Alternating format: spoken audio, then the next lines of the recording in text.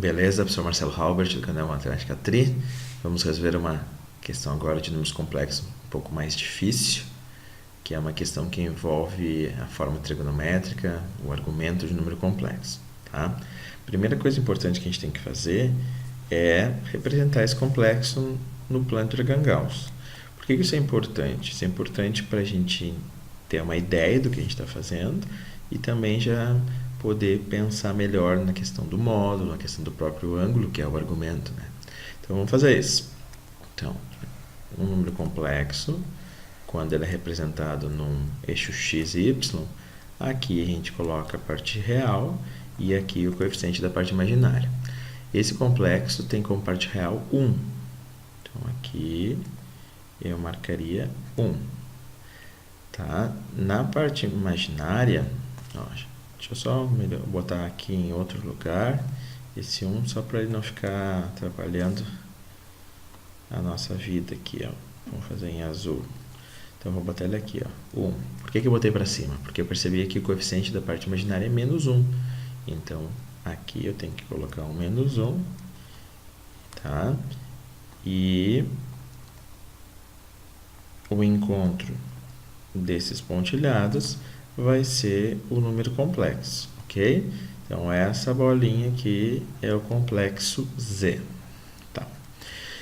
O módulo de um número complexo, a gente já viu no vídeo anterior, que é a distância da origem até o próprio complexo. Então, esse vermelhinho aqui é o módulo do número complexo. Deixa eu fazer uma flechinha aqui para não ficar poluído o desenho. Isso aqui seria o módulo do número complexo, que dá até para calcular por Pitágoras, né? Agora, o que a gente está falando agora? A gente está procurando agora o argumento. O argumento do sempre vamos sair do eixo real no sentido anti-horário até encontrarmos esse segmento de reta que representa o módulo. Então, eu vou sair daqui e vou fazer essa voltinha aqui, esse pedaço de volta. Esse pedaço amarelo é o argumento. Então, esse pedaço amarelo já dá para ver claramente que é um pedaço que está no quarto quadrante. Tá? Que termina no quarto quadrante, é mais correto de dizer. Então, tá, mas quanto que é esse ângulo? Pelas alternativas, só pelas alternativas já só tem um ângulo que é do quarto quadrante, 315. Então, essa questão é uma questão mais simples. Quem elaborou não pensou muito bem nas alternativas, porque deveria ter mais de uma alternativa no quarto quadrante, para o aluno ficar com dúvida, ou pelo menos deveria não. Geralmente acontece. Claro que a gente não quer confundir o aluno, mas o que acontece. Tá? Não vamos trabalhar num mundo imaginário, ficou redundante. Estamos no mundo imaginário, mas acontece das alternativas serem pensadas para que o aluno fique em dúvida, pelo menos em duas. Tá, e como é que sairia da dúvida? Tangente de alfa é B sobre A. Alfa é o argumento que eu estou procurando. Quem é o B nesse caso? Menos 1. Quem é o A? O A é 1. Se a gente fizer menos 1 dividido por 1, dá menos 1. Lembrando dos valores da tangente, 30, 45 e 60 são o que a gente chama de ângulos notáveis. 0,90 são as divisas, as primeiras duas divisas, né? Tangente, olha o que tem. Tangente de 0 é 0, tangente de 30 graus é raiz de 3 sobre 3, tangente de 45 é 1, tangente de 60 é raiz de 3 e tangente de 90 não existe. Ok.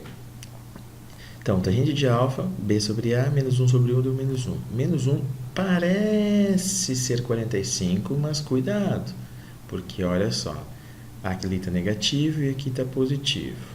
Mesmo que tivesse dado positivo aqui nessa conta que eu fiz aqui da tangente, poderia não ser 45, porque quem manda na história toda é a representação. E como se estivesse num quadrante que não é o primeiro, não seria 45. Tá? Mas então como é que eu vou fazer? Duas maneiras. Eu tenho que transformar um ângulo do quarto quadrante num primeiro. Então, a maneira que eu tenho visto nesses últimos 20 anos com os meus alunos, que mais tem compreendido, é o que a gente chama de FPF. Tá? Quanto falta, se o ângulo for do segundo quadrante, quanto falta para 180. Se for do terceiro, quanto passa 180. Se for do quarto, quanto falta para 360. Então, vamos organizar a cabeça. Pela representação, eu vi que é do quarto quadrante. Sendo o quarto quadrante, eu tenho que fazer quanto falta para chegar em 360. Mas falta para quem chegar em 360? Eu fiz isso aqui dá um indicativo que tem a ver com 45. Se não for 45, pelo menos é um simétrico a 45, tá? Que tem a mesma medida, talvez com sinal diferente, esse conceito de simétrico. Então, como é que eu posso fazer? Quanto falta para o 45 chegar em 360? Ah, falta 315. Então, a pergunta é: quanto falta para o 45 graus chegar em 360? Tá? Opa, é uma pergunta. Então, vamos mudar aqui. Vamos mudar para pergunta. Quanto falta para chegar? Resposta: 315. Então, essa seria a alternativa. Alternativa correta, letra D.